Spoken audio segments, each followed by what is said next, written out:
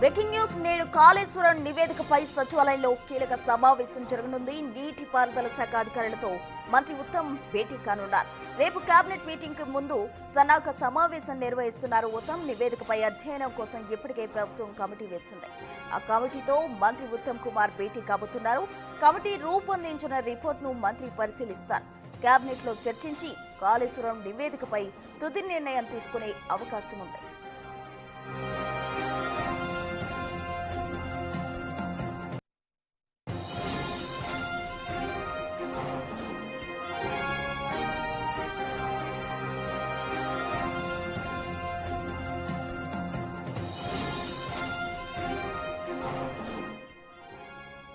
కాళేశ్వరం నివేదికకు సంబంధించి సచివాలయంలో కీలక సమావేశం జరగబోతోంది. నీటిపారుదల శాఖ అధికారులతో మంత్రి ఉత్తమ్ కుమార్ రెడ్డి భేటీ కాబోతున్నారు. రేపు కేబినెట్ మీటింగ్ కి ముందు ఈ సన్నాహక సమావేశం ఏర్పాటు చేసుకున్నట్టు కూడా తెలుస్తోంది. నివేదిక అధ్యయనం కోసం ఇప్పటికే సర్కార్ కమిటీ వేసినట్టు కూడా తెలుస్తుంది. అయితే రేపు జరగబోయే కేబినెట్ మీటింగ్ కి ముందు ఒకసారి నీటిపారుదల శాఖ అధికారులతో మంత్రి ఉత్తమ్ భేటీ కాబోతున్నారు. కమిటీ రూపొందించిన రిపోర్ట్ను మంత్రి పరిశీలిస్తూ ఉన్నారు. అనంతరం కేబినెట్ లో చర్చించిన తర్వాత ప్రభుత్వం చట్టపరమైన చర్యలు తీసుకునే అవకాశం ఉంది. మంత్రి ఉత్తమ్ కుమార్ రెడ్డి అయితే మరి కాసేపట్లో భేటీ కాబోతున్నారు. నీటిపారుదల శాఖ అధికారులతో కమిటీ రూపొందించిన రిపోర్టును ప్రజెంట్ మంత్రి పరిశీలిస్తూ ఉన్నారు. కేబినెట్ లో చర్చించిన అనంతరం కాళేశ్వరం నివేదికకు సంబంధించి తుది నిర్ణయం తీసుకునే అవకాశం కూడా ఉంది. ఇక అన్నారం బ్యారేజ్ కావచ్చు, సుందిల్లా బ్యారేజ్ కావచ్చు, అలాగే మేడిగడ్డకు సంబంధించి టోటల్ గా కాళేశ్వరం ప్రాజెక్టుకు సంబంధించి కూడా మంత్రి ఉత్తమ్ కుమార్ రెడ్డి ఆ నివేదికను పరిశీలిస్తూ ఉన్నారు.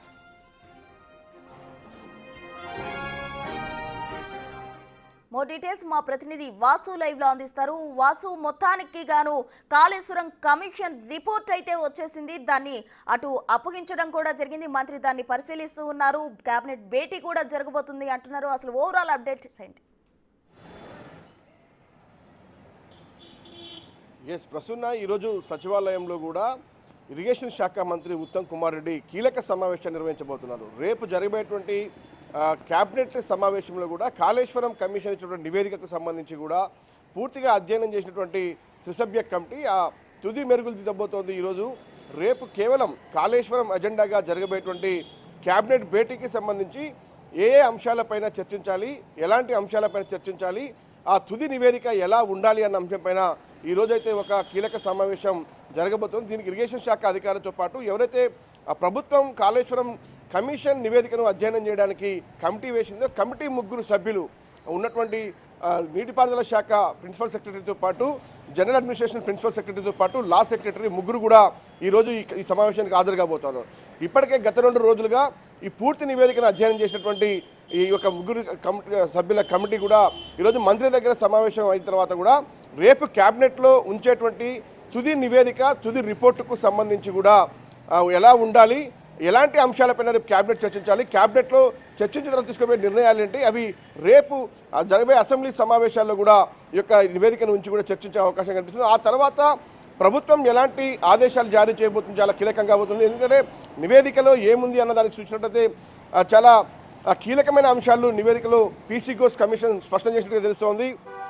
గత ప్రభుత్వ హయాంలో ఉన్నటువంటి ప్రభుత్వ పెద్దలు, మంత్రులు మాత్రమే ఈ యొక్క కాళేశ్వరం కమిషన్ సంబంధించినటువంటి అక్రమాలకు సంబంధించి కావచ్చు, నిర్లక్ష్యానికి సంబంధించి కావచ్చు, పాలసీ విధానాలతో పాటు పాలనా విధానాలతో పాటు ఆర్థికపరమైన అంశాల్లో కూడా కేసీఆర్ ప్రభుత్వానికి సంబంధించి చాలా నిర్లక్ష్యంగా వ్యవహరించిన తీరుకు సంబంధించి కాళేశ్వరం నివేదిక ప్రభుత్వం ముందుకు వచ్చింది. ఈరోజు పూర్తి స్థాయిలో కూడా సచివాలయంలో కాళేశ్వరం కమిషన్ నివేదిక పైన చర్చించి రేపు క్యాబినెట్లో చర్చిస్తారు. అయితే ఇప్పటికే అనేక లీకులు వస్తున్నట్టు సందర్భం. దీంట్లో ఏదైతే ఆ చీఫ్ ఇంజనీర్ నుంచి మొదలు పెడితే కూడా ఎగ్జిక్యూటివ్ ఇంజనీర్ వరకు కూడా చాలామంది అధికారుల నిర్లక్ష్యంతో పాటు అవినీతి కూడా కనిపిస్తున్న అంశాన్ని నివేదికలో స్పష్టం చేస్తూ ఉంది. గత ప్రభుత్వ హయాంలో ఎలాంటి ప్రభుత్వ అనుమతులు, క్యాబినెట్ నిర్ణయాలు లేకుండానే అనేక మార్పులు, డిజైన్ల మార్పుకు కావచ్చు, ఎస్టిమేషన్ల పెంపుకు సంబంధించి కావచ్చు నిర్లక్ష్యంగా జరిగింది. తాను అంతా ఒక్కడే అయ్యి కూడా కేసీఆర్ దీన్ని నడిపించాడన్నటువంటి లీకులు ఇప్పటికే ప్రభుత్వం ఇస్తున్నటువంటి నేపథ్యంలో కూడా ఈ కాళేశ్వరం నివేదికలో కూడా గతంలో పనిచేసినటువంటి ఐఏఎస్ అధికారుల పాత్ర కూడా కొంతమంది ఉంది. మరోపక్క ఈ నిర్మాణ రంగ సంస్థకు సంబంధించి ఏదైతే కాళేశ్వరం ప్రాజెక్టును చేపట్టినటువంటి నిర్మాణ రంగ సంస్థ గురించి కూడా రికవరీ చేయాల్సిన అవసరం ఉంది, వాళ్ళని కూడా బాధ్యులు చేయాలి. ఇక కొంతమంది అధికారులపైన ఇరిగేషన్ శాఖకు సంబంధించినటువంటి చీఫ్ ఎగ్జిక్యూటివ్ ఇంజనీర్ల నుంచి కూడా ఏఈ స్థాయి నుంచి ఈ స్థాయి వరకు కూడా చాలామంది అధికారులపైన క్రిమినల్ చర్యలు తీసుకోవాలని నివేదికలు సూచించిన నేపథ్యంలో కూడా ఈ రోజు జరగబోయేటువంటి సమావేశం చాలా కీలకం కాబోతోంది. కాళేశ్వరం కమిషన్ నివేదిక పైన ఈరోజు తుది ఏదైతే నివేదిక రూపొందిస్తూ ఉన్నారో ఆ రిపోర్టు కాపీని త్రిసభ్య కమిటీ రేపు క్యాబినెట్ నుంచి ఉంచబోతోంది.